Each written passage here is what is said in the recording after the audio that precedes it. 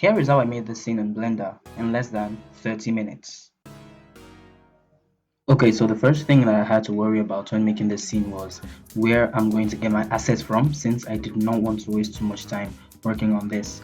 So what you're going to do is you're going to go to sketchfab.com, www.sketchfab.com. I'm going to leave a link in the description so where you can get that as well. And as you can see in my outliner, I already have some models that I prepped out. So yeah, bringing out the first model, which is the very first, the main object in the scene, that's going to be the house.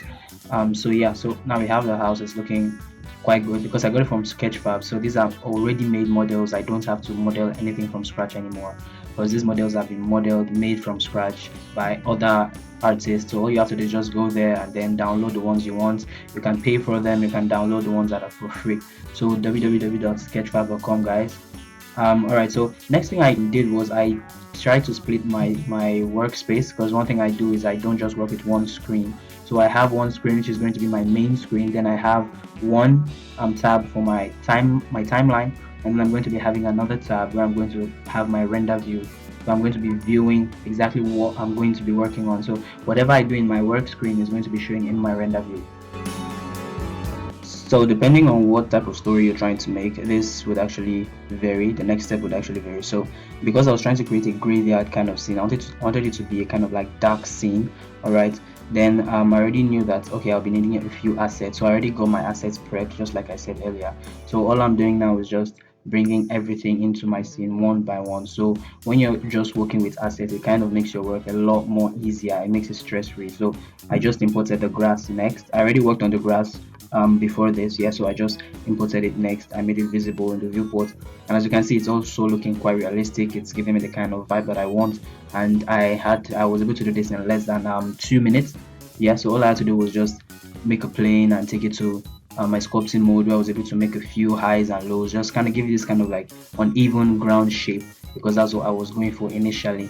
And I wanted it to look, yeah, I wanted it to be as close to a grass as possible, because I was going to be using EV render, and so yeah, I didn't want it to have any deficiencies. In case you're still wondering, why should I get models from Sketchfab or any other place I can get assets? This is one reason, because whenever you get models, they are already textured. Yeah, so imagine the kind of work you would have to skip, or the kind of work how you are able to skip, because you already have models and you have textures that come along with these models. So as you can see here, I already have this model. It came textured, fully textured, so I only had to work on the textures for the grass. Yeah, so now I'm going to transform this workspace. Yeah, I'm going to transform it to my render view, so I can actually view it in real time. So not just textures alone, but in real time, because I'm using EV render here.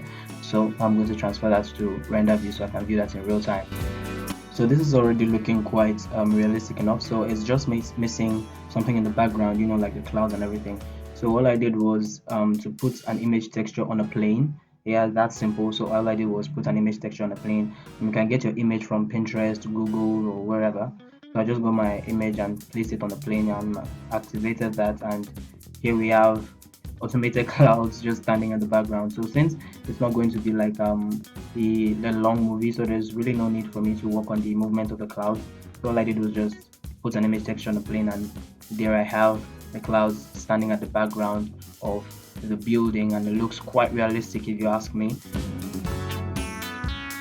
So the second to the last thing which I had to do was to work on the gates, yeah, because it's going to be in a compound here, so I need to give it like fence and then a gate which is going to be in front.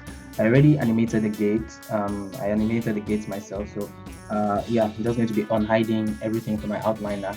I've already placed them in the original positions, so I'm just unhiding all of them one by one, and yeah, so we're having this. And if you notice how much detail the gates actually add to the entire scene, generally it makes it look complete. Like it gives it the kind of feeling I'm going for. It gives it this kind of like dark gothic kind of feeling, and that's exactly what I was going for when I created the storyboard of this in mind. So here is it, pretty much it. I already animated the gates, so so this is the finished product, guys.